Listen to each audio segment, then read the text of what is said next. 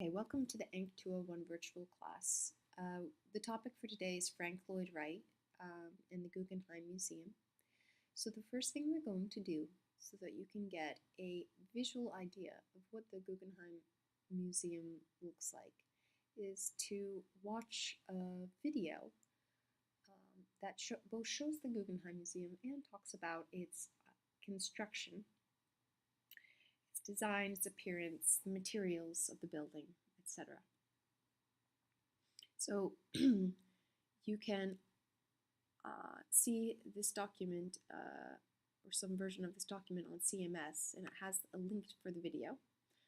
Or you can just Google this video or type this into YouTube and you'll find it.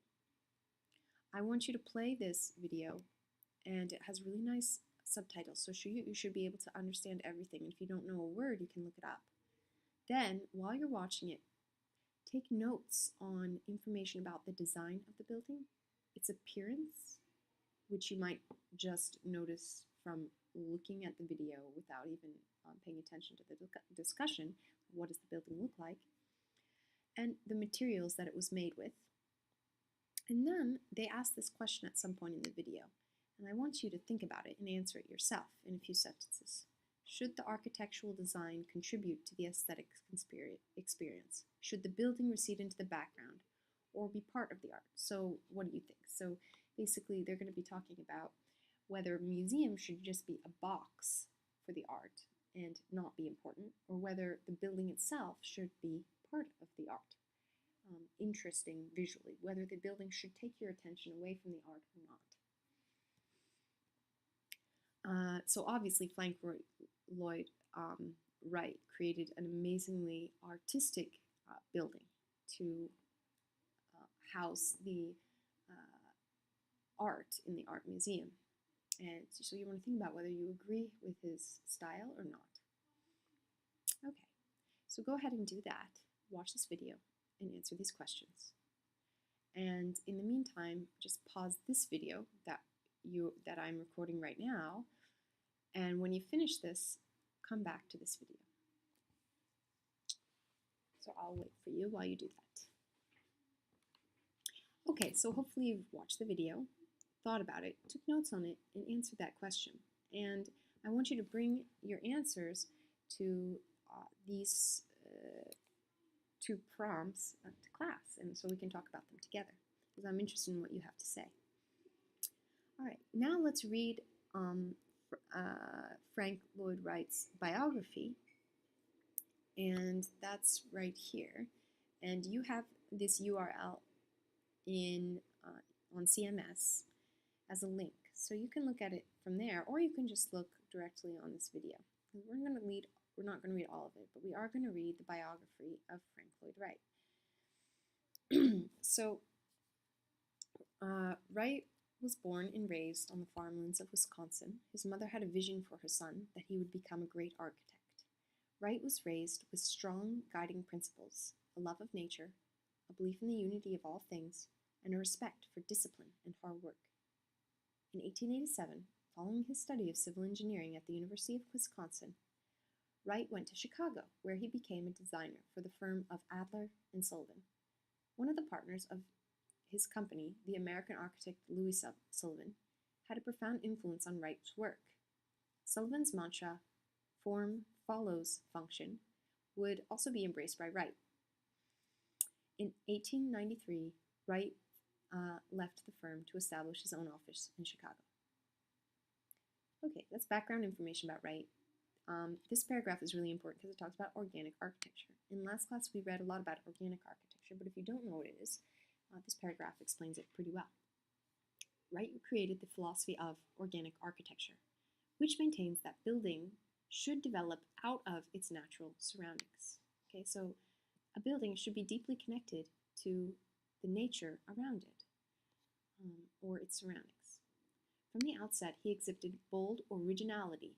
He was very original in his designs and rebelled against the ornate neoclassic and Victorian styles favored by many architects of the time. So he wanted to do something very different from what had been done before. He believed that the architectural form must ultimately be determined in each case by the particular function of the building, its environment, and the type of materials employed in the structure. So these are the three things that determine how you build a building, he said. The function, what it's going to be used for instance. Is it a bank? Is it an art museum? What is going to be its purpose? Let's build around that purpose, he said. The environment. So where is it? Is it in the middle of a city or is it on the side of a mountain? And the types of materials. So if you're using steel, you don't want to push the steel into a form that it wouldn't naturally occur in. Among his fundamental contributions was the use of various building materials for the natural colors and textures, as well as for their structural characteristics. Wright initiated many new techniques, such as the use of precast concrete blocks reinforced by steel rods. You'll see concrete all the time as it works, and you probably saw that in the video. He also introduced numerous innovations, including air conditioning, indirect lighting, and panel heating. So those are really all important things, right, that we know about. Indirect lighting, air conditioning, panel heating. He's super famous. Wright spent much time in writing, lecturing, and teaching and established Taliesin, a school and studio workshop for apprentices who assisted him on his projects. He also founded the Taliesin Fellowship to support such efforts. In his career, Wright had originated many of the principles that are today the fundamental concept of modern architecture. So when you think about modern architecture, you can't really think about it without knowing something about Wright. Throughout his career, architects who were more conventional or traditional than Wright opposed his unorthodox or non-traditional methods. So he's a very controversial architect because he did some very new crazy things. But there is no doubt that his work has profoundly influenced the development of contemporary architecture, so you should really know about him. So we're specifically talking about the museum now, and we're going to view it in pictures, but you've already seen it, hopefully, in the video, and discuss it. So your knowledge from the video is really going to help you here. So we're going to read this article, this essay together, Experience the Guggenheim Museum. As you walk north on Fifth Avenue through the East 80s, you pass block after block of tall apartment houses that establish a formidable, stately wall of relative uniformity. So they're all the same, basically, right? As you walk on Fifth Avenue, all the buildings are the same. On the opposite side of the street, an extended stone wall marks the outer limit of Central Park and presents its own predictable rhythm. Nothing new. The elements of the streetscape impart the message, keep walking, and then you reach 88th Street. The street opens up, the profile becomes lower, air and light are more abundant. You have reached the Guggenheim Museum. So there's a change here. Frank Lloyd Wright was no fan of Manhattan. He didn't like it. He once described it as a vast prison with glass fronts. For Wright, the saving grace, or the only good thing for the museum site, because he had to build this museum in Manhattan, unfortunately for him, was its proximity to Central Park. As close to nature as one gets in New York, the park afforded relief from the noise and congestion of the city. So Wright didn't like the city. He liked nature, but he had to build this in the city. At least, he said, it was close to the park. So let's look at image 1. This is image 1. You can see it says 1 here. This is the city. And this is the museum here. Because of his love of natural settings, Frank Lloyd Wright would have preferred the Guggenheim Museum to be built outside New York City. Do you agree or disagree? Why? As you observe this aerial photo of the museum, aerial means from the sky, so it was taken from a plane. What natural elements can you see? Do you see any nature there? Describe the museum in relationship to its site or location. In what ways is the museum in harmony with the area around it? How is it different from the environment that surrounds it? So look at this museum and look at the surroundings. See, how is it similar? How is it different? And what do you notice about the site? Okay, so I basically want you to answer the questions under image 1. And you can write them in the same document where you took these notes and answered this question. Let's go on. You can pause the video and answer if you'd like. Whereas the rest of Fifth Avenue presents buildings that are rectangular, vertical, and decorated with bits of ornamentation, the Guggenheim counters this regularity, or goes against this regularity, with its circular, horizontal, and sculpted facade. Wright put out a welcome mat for visitors by more than doubling the width of the sidewalk and announcing his central motif, the circle, even in the concrete pavers that surround the building. Year-round, you will find people perched along the outside ledges, taking in the sun, enjoying a snack purchased from one of the street vendors, or watching the passing parade of natives and tourists from around the world. So this is all about the outside of the museum. Let's look at image 2. And again, I want you to answer the questions in image 2.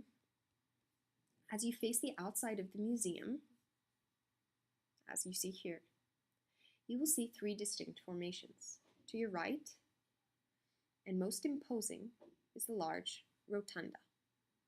Okay, this is it. To the left, a small rotunda, here we go, another circle, echoes the circular shape at a smaller scale. Until 1988, it was used as administrative offices, but is now open to the public. The rectangular building, okay, is an addition that opened in 1992, designed by Gwathmey Siegel Associates Architects. It provides additional exhibition and office space. So this came afterward, I guess, the rectangular part here. Because of its unusual shape, the Guggenheim Museum has been compared to many common and not so common objects. What does the museum remind you of? Try to complete the following sentence. The Guggenheim Museum is like a blank. And this is what you're going to write for image 2. Look at it. What do you think it reminds you of? As you approach the museum's entrance, the openness you previously felt is replaced by the imposition of a hovering low ceiling.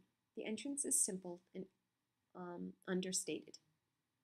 At every step of the way, Frank Lloyd directs what you see and when you see it. So he decides what you see and when you see it by the way he built his building.